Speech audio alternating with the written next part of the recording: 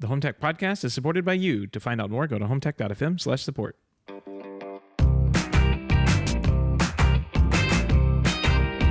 This is the HomeTech podcast for Friday, February 7th from Sarasota, Florida. I'm Seth Johnson. And from Denver, Colorado, I'm Jason Griffin. How you doing, Seth?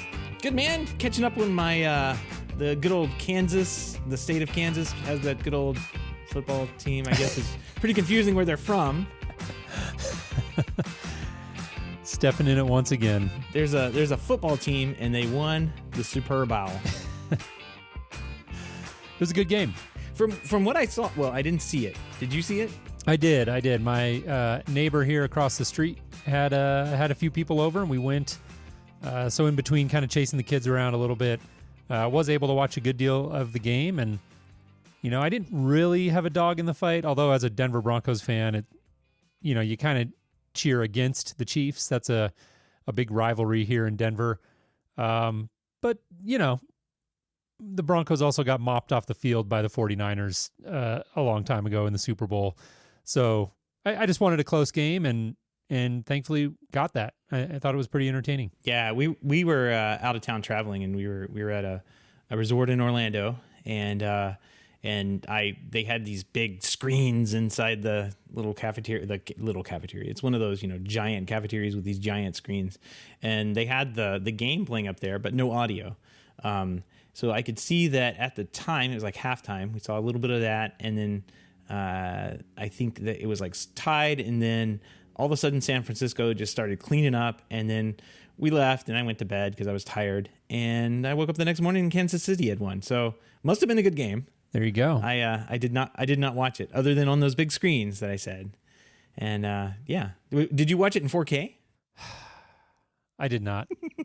I don't think I did either. Is this the part of the show where I get shamed? Yeah, well, I can say that the feed that we were watching was definitely not 4K. Although it was a large screen and looked good, it was probably like 480p, I would guess. It was very, very low res. But since it was so large, I don't think anybody cared, because the bigger the screen you get, no one cares what the resolution is. Yeah. Well, if you were a Roku subscriber, you were happy to just watch it at all. Yeah. There was a last minute deal between Fox and Roku to get the Super Bowl streaming on that thing, because there was a big kerfuffle. I saw a Fox station saying, Roku saying, call your Fox station and demand that the Roku gets the app put back on or whatever. Yeah, I think they finally got it squared away right at the last minute, and you could watch it on your Roku TV there in the corner. Had you, gone into your basement and watched it rather than over to your neighbors. Right. You can watch it on your screen there. That's right.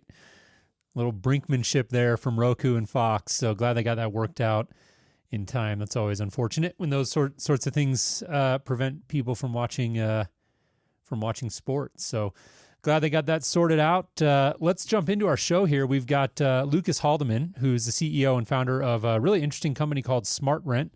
Doing some really cool stuff with regards to the smart home in the rental space, and that's an area that we've talked about a couple of times before here on the show. I think it is a segment of the market really where there's still a lot of greenfield and a lot of opportunity. So definitely stay tuned for our conversation with Lucas. I'm sure you'll enjoy that. But in the meantime, Seth, what do you say we jump in here to some HomeTech headlines? Let's do it. Sonos CEO Patrick Spence published a statement to try and clear up the announcement that Sonos announced it will cease delivering software updates and new features to its oldest products in May. So this caused a bit of a kerfluffle when they recently announced it.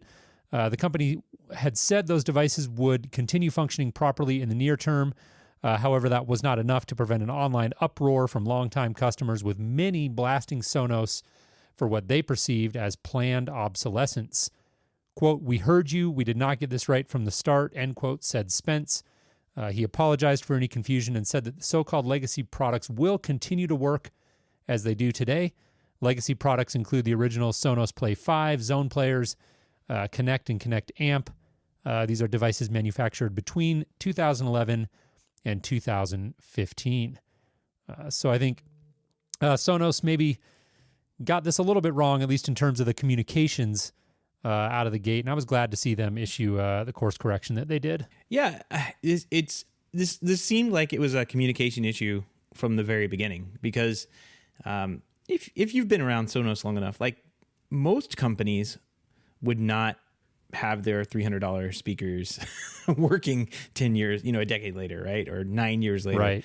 But Sonos has put on updates for product that, potentially was bought 9 years ago, for the longest time. Like I have always been shocked as to how long they supported their product. Now there have been a couple of products that have kind of gone by the wayside, but for the most part, Sonos has done a great job of maintaining the products that they sold and keeping them updated with all the latest and greatest software and features that if you go buy a new Sonos today, it works almost exactly the same way as an old Sonos, with the exception being like the new voice assistant fad, where you have a microphone built into certain devices, and of course the older devices never had a microphone and even imagined having a microphone in them in the first place. So right. I don't know. I said a couple of weeks ago that this was kind of like a big to do about nothing. It continued to be a big to do about nothing, and then Sonos announced this, and the announcement wasn't, this clarification that Spence put out wasn't anything different than what the company said, but it seems to, I haven't seen very much uproar after this, but it seems to have kind of like quieted down the internet, so to speak, and people aren't freaking out about it as much. One of the things they did say that Spence said that they would keep if something does break like a core experience of Sonos, they were committed to offering some kind of solution, and that customers will be notified about those changes ahead of time. So, all in all, Sonos has been a great company. When I was a dealer, I loved selling the product, and the customers all loved it. And as an end user consumer of the product, I like it too. It works really well, and the company so far hasn't, it's not a bad company. Right. No, I agree with all that. They just never released, never released the product I wanted at the time, like that battery, wireless outdoor speaker thing that didn't come along till like this last year. Like it was always something like, we want the new stuff, Sonos. Give us the new stuff, and they never did. Better late than never. Yeah. Google is testing a new feature that can send Nest owners alerts about their furnaces when unusual or unexpected patterns are detected. The HVAC alerts will be automatically sent to subscribers of the Nest Home Report email list, notifying homeowners of any small issue with their heating, cooling, or ventilation system before it potentially becomes a serious problem. For example, if the system, based on historical data, started taking longer to cool down your house, maybe that might trigger an alert. Google stressed these alerts were not meant to replace regular maintenance on furnaces and other equipment, and they won't warn you if a major component of your HVAC is about to fail. So like the compressor is going out, it won't warn you about that. But if you're doing regular maintenance, these alerts could help users catch a problem before it happens. Interesting bit of AI that could help you find a problem. Yeah, it'll be interesting to see like the implementation and how useful they're actually able to make this for users. I know that I'm trying to remember the details because this was, I believe, a couple of years ago at this point, but we were having some issues with our furnace here, and I remember getting an alert from my Ecobee, and it had basically connected the dots that, hey, we've been calling for heat, like the heat has been on. The Ecobee obviously knows that for some time now, and the temperature's not going up. And so you may want to like look into it. Again, I don't remember the exact wording, but it basically had enough intelligence to say like, hey, the temperature is not going up at all. We've been running the heat for a really long time. And it turned out, that it did correspond with some issues that that we were having with the furnace at that time, and helped us sort of tune into that and get them fixed. So, I think some of these things are really useful if they're implemented in a thoughtful way. Yeah. I could see like that's a great example, and I could see like if you had some work, like this always happened when I was an installer. Like somebody would go up in the attic and monkey around up there, and some ducts would get pulled loose or something like that, and you'd go up into somebody's attic, and it would be like as cool as the house. Right. And that's not right. So you're like, it's Florida in July. Yeah. Something is amiss. And lo and behold, their $350 electricity bill, or double the electricity bill or whatever, would come down after they had that fixed. But yeah, I suspect something like this could keep an eye on, what your normal usage for HVAC is, and then figure out, there may be something wrong or something starting to go wrong in your system, and give you a timely alert for that, hopefully. Right. And I continue to believe, like Nest is going to be a little bit limited in terms of the actual intelligence that they're going to be able to get in. Like they said, they're not going to be able to tell you if internally a compressor is about to fail or something like that. But I think broadly speaking, this notion of bigger appliances in the house, like your HVAC, dishwasher, laundry machines, being able to connect to centralized smart home platforms and give you these sort of maintenance alerts and updates, I suspect is something we're going to continue to see more of. And as that becomes more cohesive and unified, I think it's a great thing. So I look forward to more of that in the future. Moving on from there, Google Fiber announced that it will be dropping its TV package option to focus solely on providing high-speed internet service. It will still provide the service to existing customers who pay for it, but the company says, quote, customers today just don't need traditional TV anymore, end quote, when so many options are available online through over-the-top TV services and streaming platforms. Instead, Google will partner with Fubo TV, an over-the-top provider that specializes in sports programming. That way, new fiber customers can sign up for Fubo alongside an internet subscription. Google says this is in addition to YouTube TV, its own pay TV service that has some similar benefits to Fubo. So an interesting story and an interesting partnership there. Big win for Fubo, I would imagine. Big win for Fubo, but I mean a loss for the traditional linear TV, I suppose. I don't know. They're kind of like, they have YouTube TV sitting there, so why not use it with your fancy fiber high-speed internet and get the... I mean, this basically eliminates probably cable box equipment on their end, right? Because they're not going to be installing that in people's homes. It'll just be an app.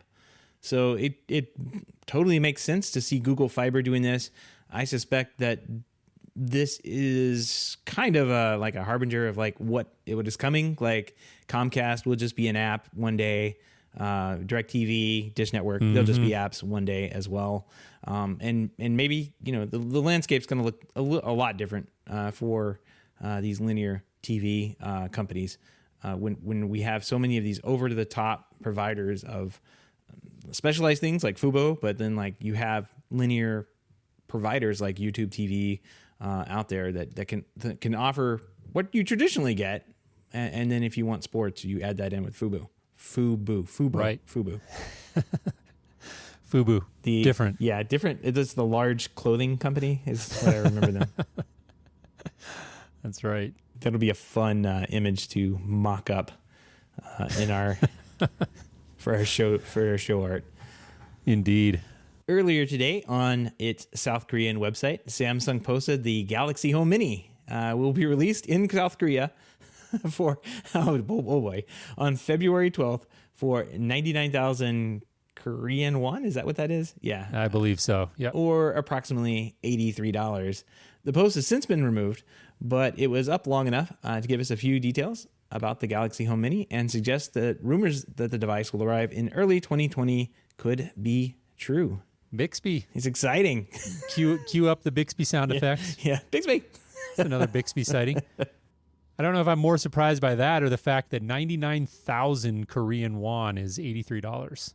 Yeah, all the currency stuff is weird. They're all over the place. Yeah. I mean, I think Japan, the Japanese yen, is that what it is?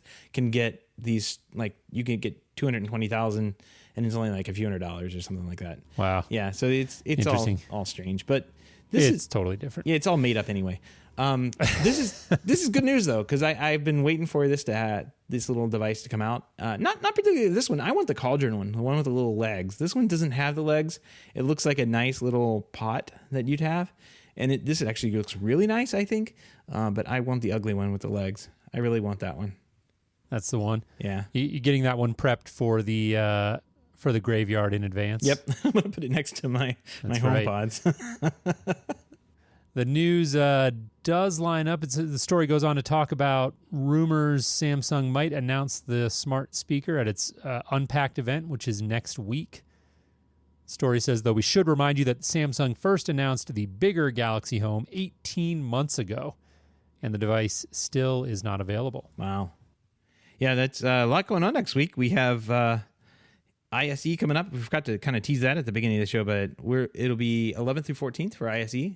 We'll sit down and chat next on the 11th. So right at the beginning of ISE, and then we'll have to check what happened and do a little bit of follow-up the next show. But yeah, big stuff in the industry. Big stuff going on in the industry. Yeah, absolutely. Now, speaking of the industry here, in our final headline, after a long battle of brinkmanship, the U.S. and China made their first deal in the tariff battle, bringing some much-anticipated relief to integrators who have been forced to pass along increased pricing to their clients. In the so-called Phase 1 deal signed by President Trump and Chinese Vice Premier Liu He, great, give me the names, on January 15th, tariffs on loudspeakers, turntables, TVs, projectors, and other electronics on the list 4A were cut in half from 15% to 7.5%. The deal affects products that land on U.S. shores after February 15th, 2020. So indeed, some good news, going from 15% again down to 7.5% on many of those devices that I'm sure integrators will be happy to hear about. Yeah, I mean, February 15th is just long enough for everybody to forget this actually happened, and quite frankly, I don't think that any manufacturer is going to drop their prices. That 7.5%. I think everything is going to stay the same. You think? I haven't got any indication on my end that they are willing or want to drop any. Still a lot of uncertainty. Yeah. Well, yeah, exactly. You have to hedge your bets. What if this happens again, and we have a trade war again? Or why give up that 7.5% that you had to lose money on just a couple of months ago? The first time around when these things went from 0 to 15%. So yeah. Not a great deal, but I doubt that any manufacturer out there is going to be giving any of us that money back in the long term. I think the prices are just up where they are. They went up, and that's where they're going to stay. Well, yeah, you definitely have a good line of sight to that, I would imagine. This all gets really complicated, too. I mean, the article goes on to talk about a list 4B, so there's all these different lists, and I thought this was interesting. List 4B includes loudspeakers, get this, with drivers less than 50 millimeters in diameter and a frequency range of 300 hertz to 3.4 kilohertz. Yeah, that's most. So, like, if your frequency range is outside of that, you're not on that list, and so you're on a different list. Like, it gets complicated very quickly. Which I think, Seth, highlights your point perfectly. Like, this is not a straightforward affair for anyone involved. Right. Least the manufacturers who are trying to figure out, trying to make heads or tails of all this. So, yeah. Unfortunately, I think you probably make a good point that just because the tariffs are being cut in half doesn't actually mean that manufacturers are going to reduce their prices necessarily. I don't see any of them, on my end at least, rushing to make that correction by February 15th. It was already a major issue to update all the BOMs and on their end, and then relay. I mean, you would not have believed all of the incorrect pricing sheets that we got as distributors. I mean, from our manufacturer partners that were just like, wait a minute, what about this? And we get an update that had completely different pricing from each day as this was going on. So I doubt that they're going to even just recover those. I doubt that we're going to see anything just to recover those profits that were lost doing all of that, right? Because that's unexpected work. I doubt we're going to see anything handed back to us. I think the prices are up, and that's where they're going to stay. Yeah. All right. Well, time will tell, but great insights there. It's a good perspective. That'll do it for our headlines. All the links and topics we've discussed on our show this week can be found in our show notes at HomeTech.fm/289. While you're there, don't forget to sign up for our weekly newsletter. We'll send you show reminders and other occasional updates about all the great things going on here in the world of home tech. Once again, that link is HomeTech.fm/289. And don't forget, you can join us in the chat room live Wednesday, starting sometime between 7 and 7:30 p.m. Eastern. You can find out more about that at HomeTech.fm/live. All right. And without further ado, let's go ahead and jump straight into our interview. Once again, we've got Lucas Haldeman on, CEO and founder of SmartRent, to talk about their unique platform designed to bring smart home benefits to the rental space. So we hope you enjoy. Hey, Lucas, welcome to the show. How are you? Doing great. How are you guys doing?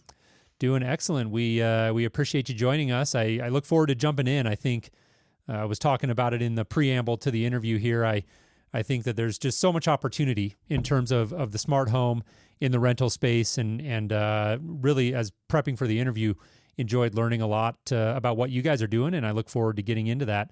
But before we jump into the specifics, why don't you give our listeners just a quick personal introduction and maybe talk a little bit about the background that brought you to where you are today? Sure. Yeah. Lucas Haldeman is my name. I'm the founder and CEO of SmartRent. And my background has really been for the past 25 years in rental housing and technology. So I started out building websites and more of the marketing side of apartments, but I've always been in the apartment side. And then most recently, before starting SmartRent, I was the CTO of a single family home REIT called Colony Starwood Homes. And we owned 44,000 houses around the US, single family homes that we rented. And that's where I really discovered this problem that renters have largely been locked out of this smart home ecosystem. And I felt really passionate about unlocking that for them and bringing smart home sort of to the masses. So really happy to be here. Yeah, absolutely. And in just a minute, I want to ask you to kind of give the quick elevator pitch, because we're going to get into a lot of the details of SmartRent, but kind of the elevator pitch. But before we do that, I thought it was really interesting reading about your background as well as that of your leadership team. And it sounds like most of you come from kind of the property management side as opposed to necessarily the smart home side. And I thought that was kind of cool. So talk a little bit about the background of the leadership team and why you think, presumably you think that's a good thing for the company to have people that really come at it from that angle of understanding the unique challenges. Yeah, no, it's a great point. We think it's vital, and not just amongst sort of the senior level and the executive ranks, but all the way down throughout the entire company. We prioritize experience in multifamily over technical knowledge, technical experience, all of that, because it's such a unique business. Everyone feels like they understand it because they've rented an apartment or they've lived in an apartment, but until you've been on the operations side and truly worked in a management team and managed thousands of units, you don't have that perspective. And so we really felt like that's what we could bring to this. When we were on the operations side, we're all tech geeks, smart home geeks, love technology, but saw it through the lens of the operator's view, and really felt like that's what we could bring to this. We felt like the folks that were trying to bring smart home to apartments didn't have that lens, didn't have that view, and didn't quite understand how to do it. And what we found, sort of fast forward a couple of years, is that hypothesis was true, and we do think that's part of what really makes us a unique company. Right. Absolutely. Cool. Well, let's jump in and let's talk about the solution. So, like I said, give us sort of the quick elevator pitch before we jump into a lot of the specifics. What is SmartRent all about? So SmartRent is about bringing smart apartments and connected communities to the multifamily housing industry.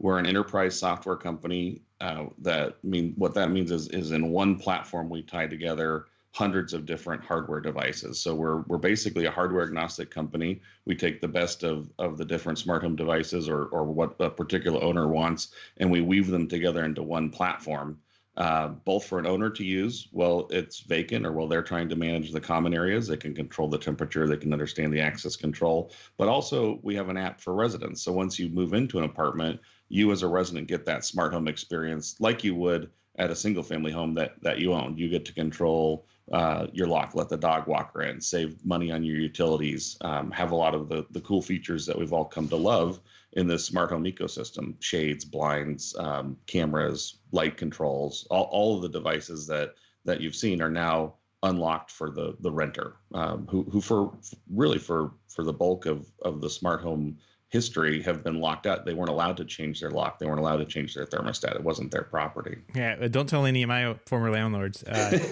Nor mine. Yeah, yeah, exactly.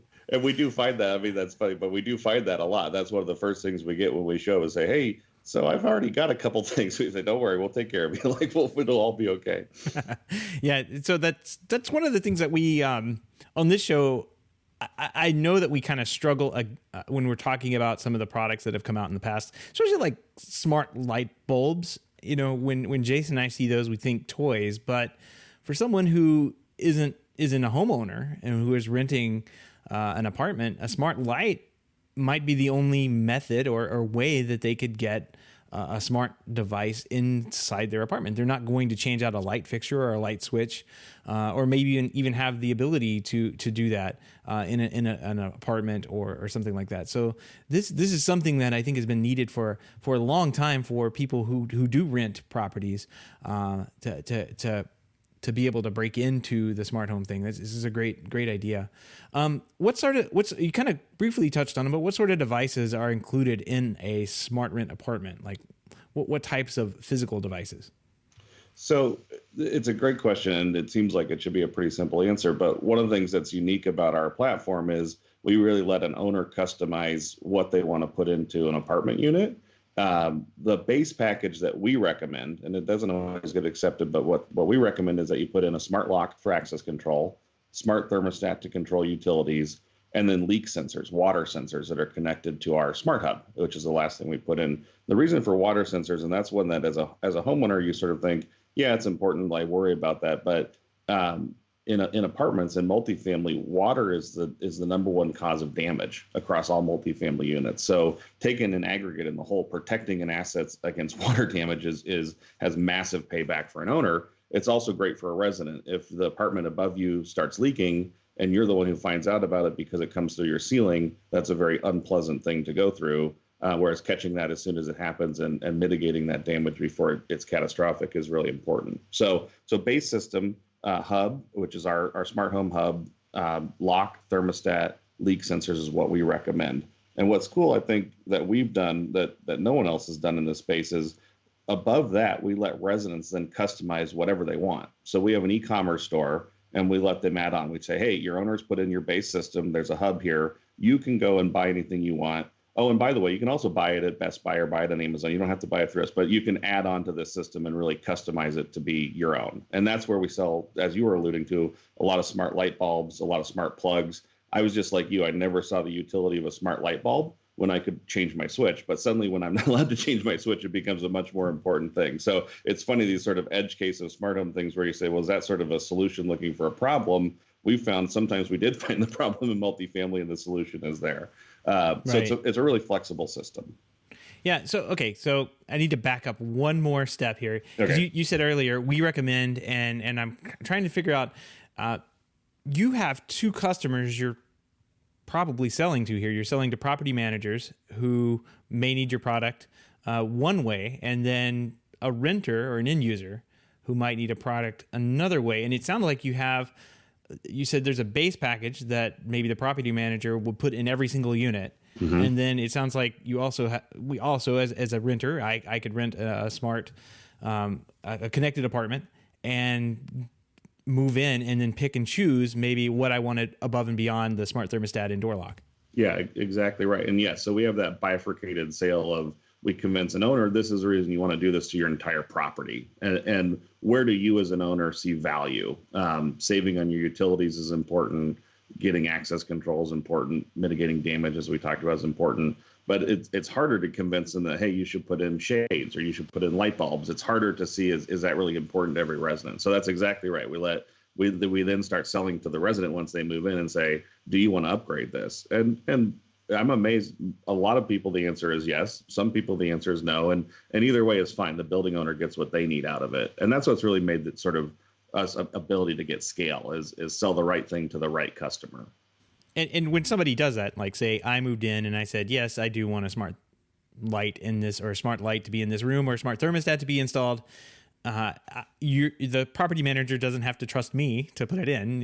You guys can coordinate how that gets installed. That's exactly right. And we have professional installers that come in and do it so that they know, hey, my asset is being taken care of. So the biggest one that we do like that is blinds. So if you think about smart shades, smart blinds, super cool, a lot of fun. You can gradually wake yourself up with scenes and like all kinds of cool stuff. But that's really, you're drilling into the side, you're putting up a window treatment. An owner of an apartment building gets a little nervous if you're going to do that yourself. So that's where we say, look, if you want that, we can provide it, and we're going to come in and do a professional install. Oh, and by the way, train you how to use it and show you how cool it is. Right. Very cool. So I want to drill down and get specific, because you did touch on it a couple of times there, but I think it's probably I know it's a big question that I had as I was researching the company.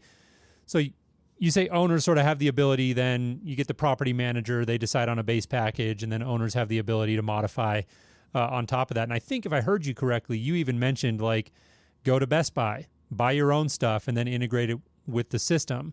Where are the limitations there? Because I have to imagine, and maybe this leads into a conversation about the hub and the radios you're using and things like that. So sort of compatibility, like how broad is that field if I'm an owner, an end user, not an owner, but an end user in a SmartRent apartment?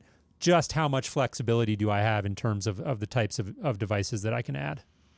Yeah, and it does get technical. I know for this show it's a welcome thing, so I'm excited to talk about it. So our hub that we put into the unit runs primarily on Z-Wave, and we prefer Z-Wave devices for when a unit is vacant, mainly because a lot of apartments don't have internet. There is no Wi-Fi in a vacant apartment. But our hub also has a Wi-Fi chip in it as well as BLE. So that expands the universe of what you can add on to this to the system. But primarily what we're putting in for the owners is Z-Wave devices that have local control with that hub. But yes, once an owner moves in, they can put in an S-Cam. They can put in an Alexa or a Google Home. There's other devices that can go on, and we have a list of what we do, and we help. We try to be really flexible and help people put on the devices they already have. I always love hearing about, somebody bought something on Kickstarter 5 years ago, and can we integrate it into our hub? And we kind of love that stuff. So it's like, yeah, let's get that integrated. That's pretty fun. So we try to be flexible. It's not to say we can integrate everything or that every smart home device ever conceived works on our platform, but we try to be open and flexible. And really, we try to encourage people to shop in our store where we know everything works seamlessly and perfectly. But overall, we want to really have an open ecosystem of smart devices. Very interesting. So I think you kind of brushed on this, but it brought me back to it. To use most smart devices these days, you need to have that internet connectivity, right? So like you are using the Z-Wave devices for local control. But for most of the stuff that's out there today, you do need to have the ability to go online and send commands up to Amazon servers and back down. I assume most renters these days have internet, but how do you provide that service, or do you provide that service in a situation where there may not be Wi-Fi connectivity?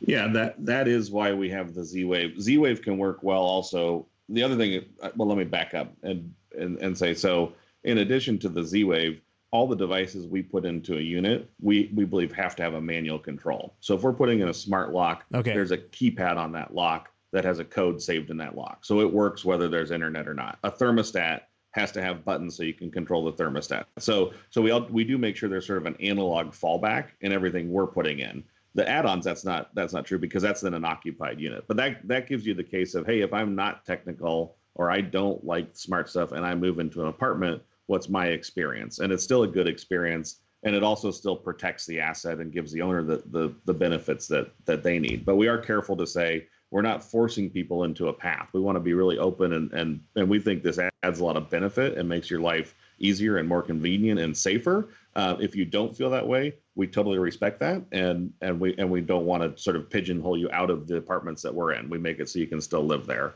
And we see some of that. I'm surprised at how little we see of that. We actually track that, people who sort of opt out, and it's usually one or less per apartment community, 200, 300, 400 units. So the vast majority of people are excited to have it. But no judgment. We're not judgmental of those who don't believe in it or are worried about it. We're very respectful of that, and just show them how they can use it without partaking in those features. Gotcha. Okay.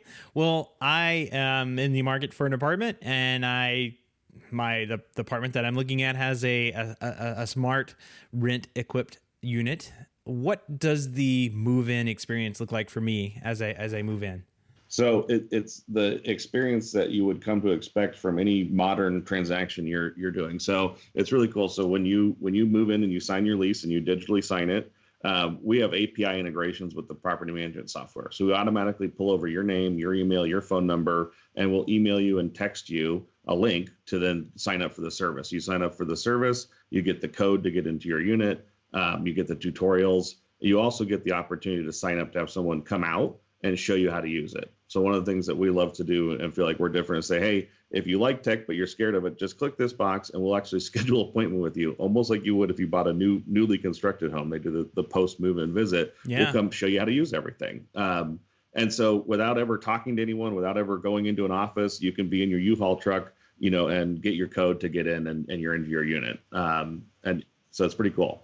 Well, that sounds very cool. And I actually would love to learn more as we, progress through the conversation here about how you sort of work with property managers. And I think it's really interesting that you're integrated with that software. Excuse me. But I want to talk a little bit more still about the end user experience. So we talked about the move-in and how all that works, but we really haven't talked about sort of the day-to-day interaction. And if I understand correctly, you guys have this hub, I think Alloy Fusion is what I saw on the website. And so talk about that. I believe that came with like a touchscreen interface. Like, what are the ways that end users interact with the system? Yeah, Alloy Fusion is our brand new hub that we're just launching this month in February. And so it's a upgrade. It's a premium product, but it is a all-in-one hub and thermostat. So this is hard. This is sort of hard for podcasts, hard to explain verbally. But if you look on the website, you can see. So it looks like a touchscreen tablet, and it is. You can interact with all your devices. It's got a persistent thermostat on the top because it is how you change your thermostat, and it actually wires into the wall where your thermostat used to be and is mounted to the wall. And it's an all-in-one device that gives you Z-Wave, Wi-Fi, cellular, Bluetooth, as well as in local control of all those devices. So to lock or unlock your door, if you're doing it from the Fusion Hub, you're doing it locally, staying in the apartment. It doesn't have to go to the cloud and have that command come back, turning the lights on and off, running scenes. And because it is a touchscreen, it also gives us the ability to integrate into one app or into one user interface all your other smart devices you may have brought with you as well, Bose speakers or Sonos or other smart devices that you have. So we really conceived of this to say, our current system has a separate hub that looks more like a router and kind of sits in a closet, and then a thermostat. And we thought, what if the hub actually was combined to be that all-in-one experience? And it's been the feedback that we've been doing, that we've been beta testing it and focus grouping it. We've gotten just incredible response. Other cool things that I know your audience will appreciate is we're working on our integration with Ring. So the Ring doorbell will show up. If your owner had put in a Ring doorbell, your Ring doorbell can show up there. We also have a video intercom that goes to common areas. So someone could be out on the street, your friend can come up, and their face will show up on your Fusion Hub, and you'll be able to let them into the front door. So really, really cool new product that we're excited to launch. Very cool. And so you alluded to an app there as well. I would assume that you guys also have like your own proprietary app for end users to interact with the devices? Right. Yeah. Great point. Yeah. So in addition to the Fusion Hub, which runs a version of our Android app, we do have a standalone Android app and a standalone iOS app, both natively developed for residents once they move in. We also have an app for property managers and owners, but the app for residents, all the same functionality that I just described about the Fusion, is also there in the app.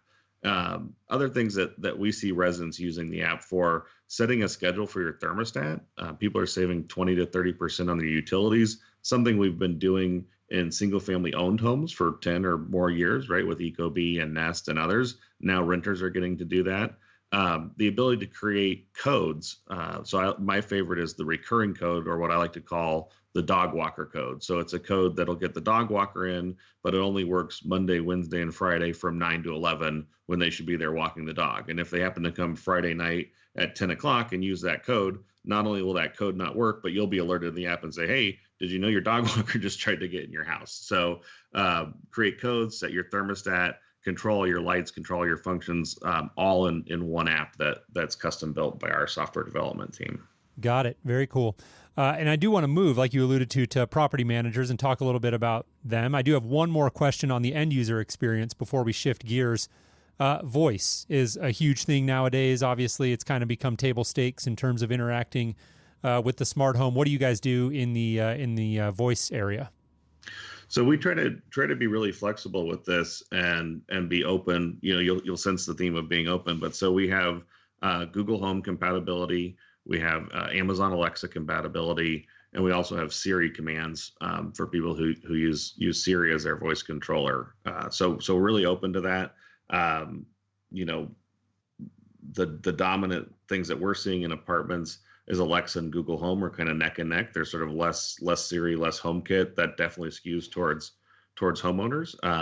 But we're fans of voice control.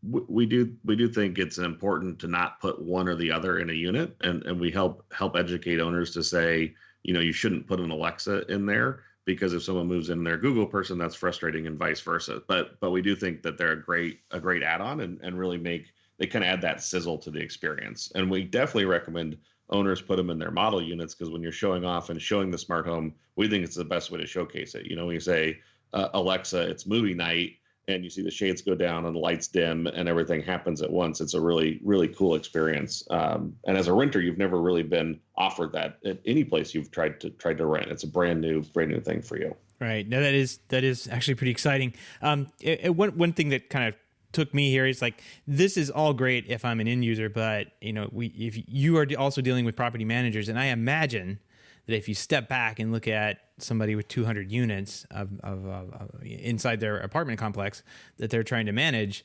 this type of system having access control and the ability to monitor for water leaks, and the ability to control and turn off the HVAC system in the units when no one's there, when no one's renting, should I say, is probably so much better to have, like in a broad sense, than sending somebody around with a bunch of keys trying to, you know, unlock a door and make sure that the power or the HVAC unit's on 85 or whatever, and not turned down to 62 or something like that, in all these units that are unoccupied at that time.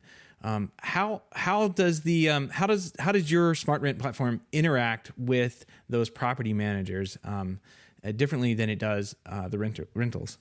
Yeah, great question. Yeah, and you're totally spot on that the sort of consumer sizzle and the fun stuff is great, but the real substantial piece of this platform is just more efficiently operating and better protecting these assets. So the way the system works.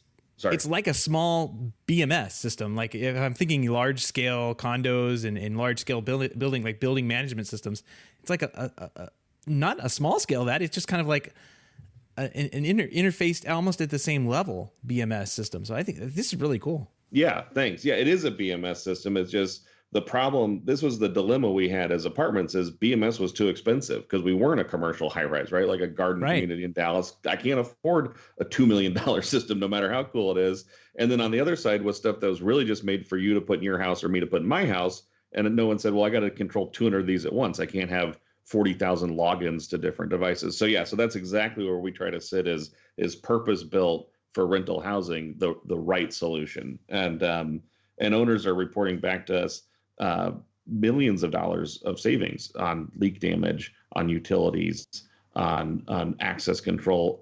If you go to an apartment community, like, you know, you go to suburban Dallas and you go to an apartment community, you will see a guy driving around in a golf cart handing keys out to people. That's ridiculous. This is 2020. You know, it's like, when was the last time you checked into a hotel and they give you a physical key to get in your room? You'd be like, what is this? Like, now I'm kind of worried I don't want to stay here. And so hours of time back, better labor utilization, all these savings are massive, and they actually add up to be more substantial than all the sort of consumer benefit. Even though it's great for the renters and it's fun, the true power of the platform is in managing these buildings better.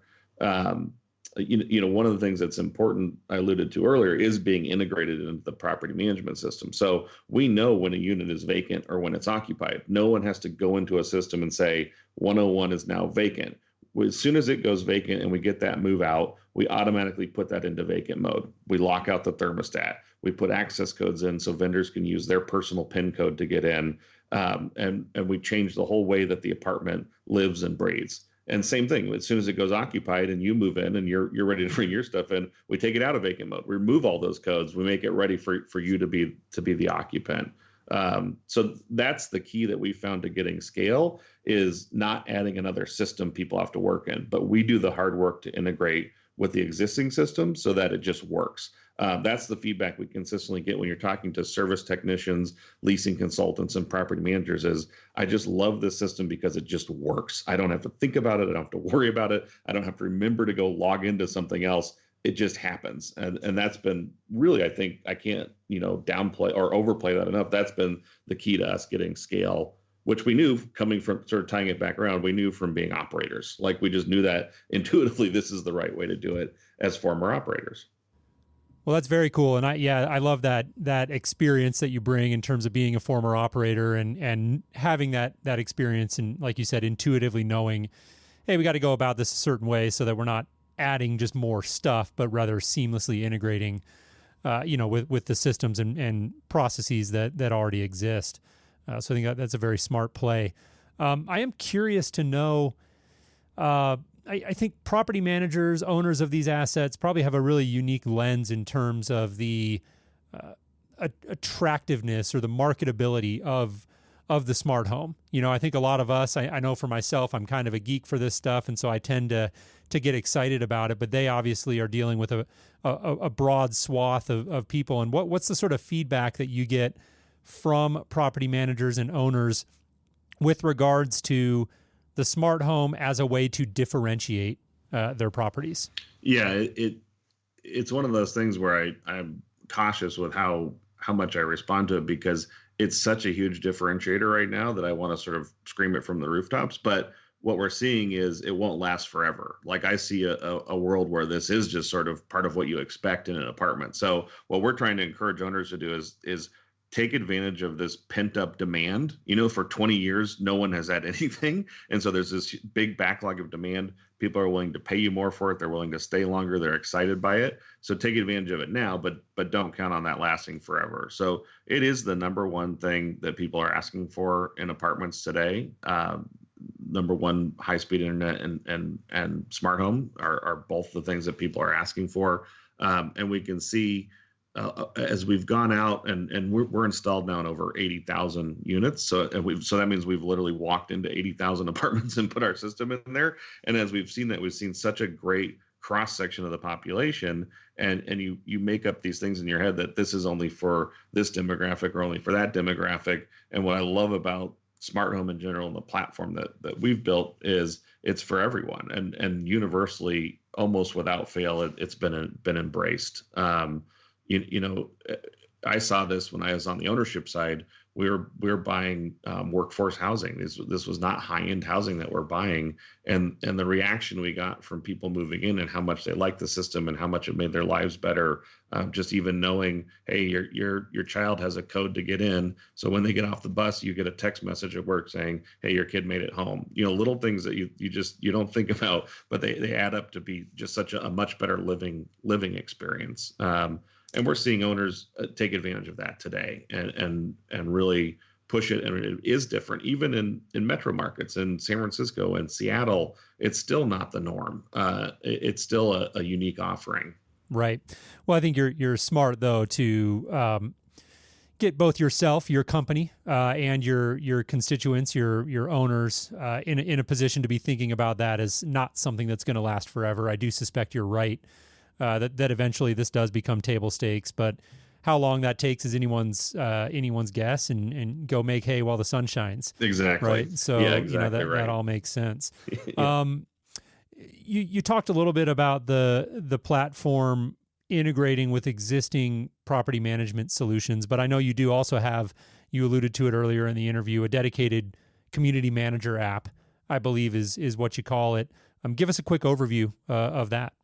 Yeah, so the community manager app is also integrated with the property management software, but it gives the ability for leasing consultants and service techs to get the full control of all the vacant units as they're going around the property, and where they might not have great connections to get new work orders and other things. So it's web-based software, it's app-based software. Our view is just make it easy to use.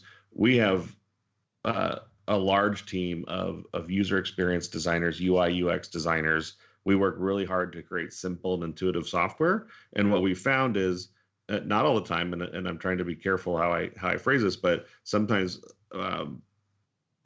people who are working at the property actually prefer to use our app. And since it's integrated, it doesn't matter. So what I love is just the flexibility of good technology. It shouldn't matter where you make the change. It should be universal. And I think we've seen that in a lot of consumer things that you and I probably use in our homes, where it's like, if I'm using Sonos and I change a playlist in Spotify, it's changed in Spotify. Like, I've just sort of come to assume that's the case. But this is brand new for multifamily. Like, the idea that you could close out a work order in SmartRent and it's also closed out in your property management system is still really delightful. And so that's how we try to think about it. It's not to replace the current software. It's really to enhance it and give flexibility and choice to the employees.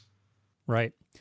Well, that makes a lot of sense. Want to shift gears here as we near the finish line to talk a little bit about a couple of areas: installation, activation, and support. And so I know you guys, we talked about kind of the activation from an end user's perspective, but let's shift and talk a little bit about, I'm a property owner. I decide I want to SmartRent enable my whole property.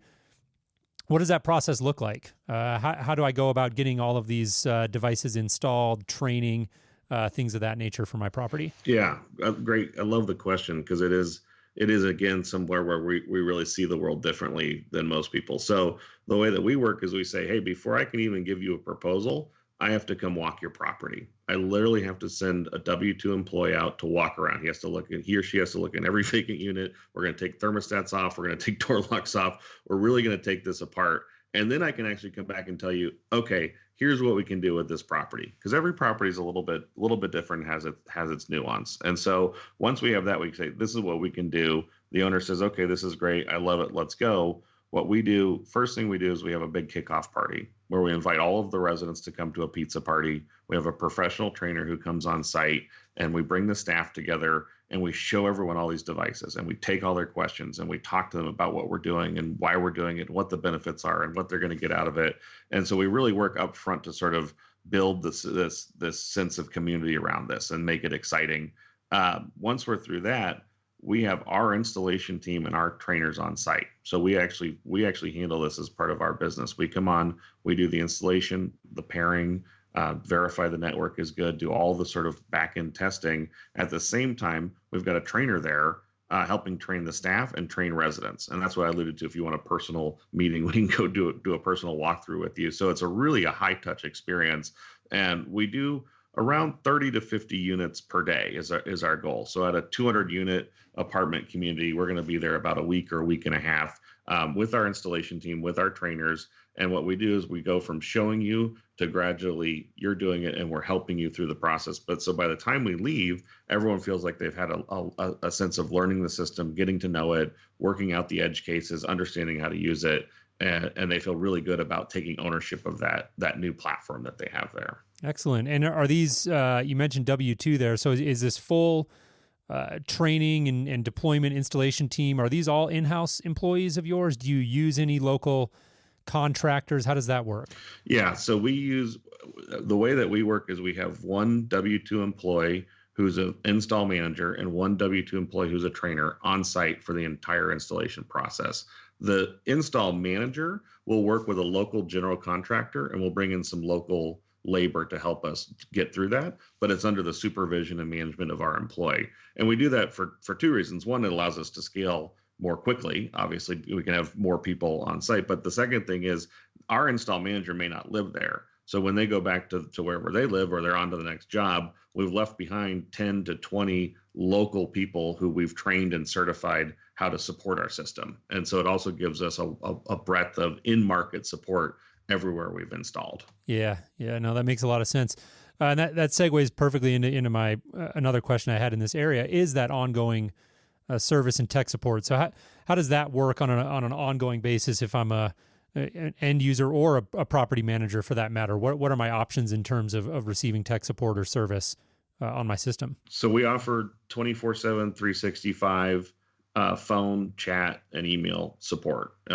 We have a dedicated support center in our office in Arizona, and we handle all of that frontline support. Whether you're a property manager or a resident, it's the same support team. And what we've also done we've trained all of the service techs on the property also how to use the platform. So there's always people, usually in an apartment community, there's one or two of the service techs actually live on site. So there's typically someone that actually lives there who's also an expert who we can utilize. But we handle all of the support and all of the ongoing troubleshooting. And if we need to, we roll a van out. And that, going back to those certified contract installers that we leave in market, they're on call. We always have 5 or 6 on call who can go out if needed. So never are you sort of lost in this technical void with us. We take a real high touch approach to supporting it even after the install and ongoing.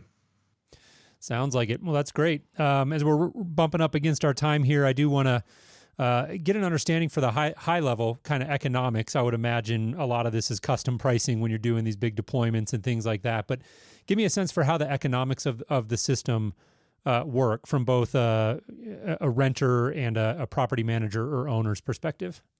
So our economics, aside from the e-commerce store where someone buys something from us, our economics are really with the owner, and we're selling to that owner, and they're upgrading their apartment community.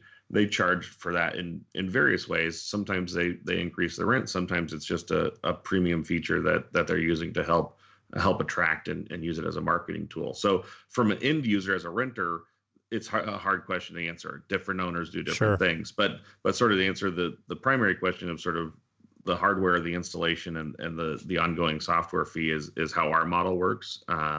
So we charge, depending on the hardware the owner picks, it's usually between $500 to $700 per unit in hardware. It can be a lot higher, usually not too much lower, but that's sort of a good number. And then our team does an installation. It's market-based pricing for installation, varies on marketing. But we like to say typically as an owner, including all of which we didn't talk a lot about, but a lot of the other areas of access control, the front doors, the parking garages, the elevators, all of that, a good budget is you can make a smart community, an offline community, you can make a smart community for around $1,100 to $1,200 per unit.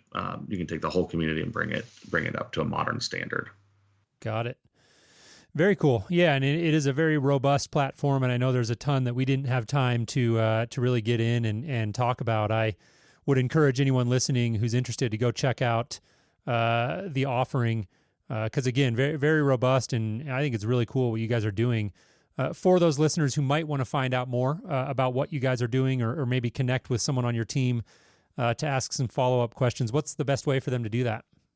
So the best way is just actually to send us an email to info at SmartRent.com.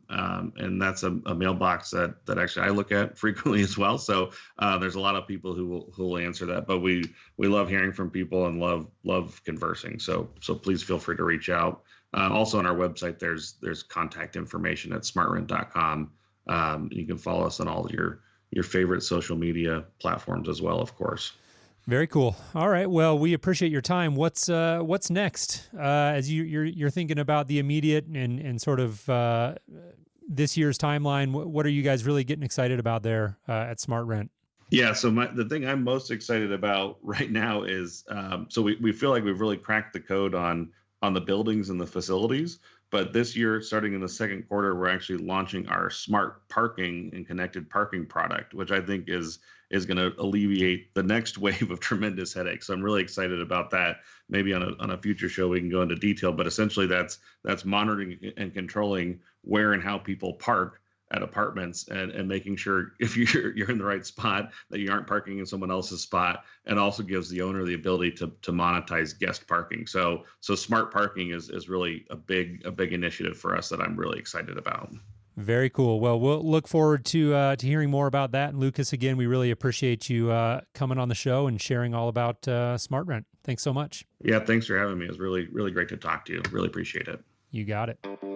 All right. Well, that'll do it for our interview with Lucas. And I really enjoyed hearing all about SmartRent. Such a robust platform. And I think what they're doing in the space in terms of bringing these sort of smart home solutions to the rental market, such a great thing, both for end users, for people who are renting in those units. And of course, as you heard from the interview, property managers and owners are deriving a ton of benefit from the platform as well. So hope you enjoyed the interview. definitely go check out their website or reach out to them if you want to learn more. All right. Well, nothing in the mailbag this week, but we do have a pick of the week, Jason. We are on Spotify. Oh, good news. That's great. Yeah. It's been a long requested feature by at least one of our listeners. So I figured why not give it a shot and see if I can make it work. And, it actually wasn't very hard. I probably should have done this years ago. But if you do use Spotify and you do want to listen to the show using Spotify, we're on there now. So just search for HomeTech.fm or HomeTech. I think it comes up either way. And subscribe. I don't even know how it works that way. Yeah, I'm not sure. I haven't done the podcast on Spotify, but I see it here. Just Googled it, HomeTech on Spotify. Came right up. You asked, we listen. Literally you, the one you. Yeah. Well, it's funny you get breakdowns of your audience in here, which we have 7 listeners on Spotify. Mostly because I don't think Spotify is a big podcast player right now.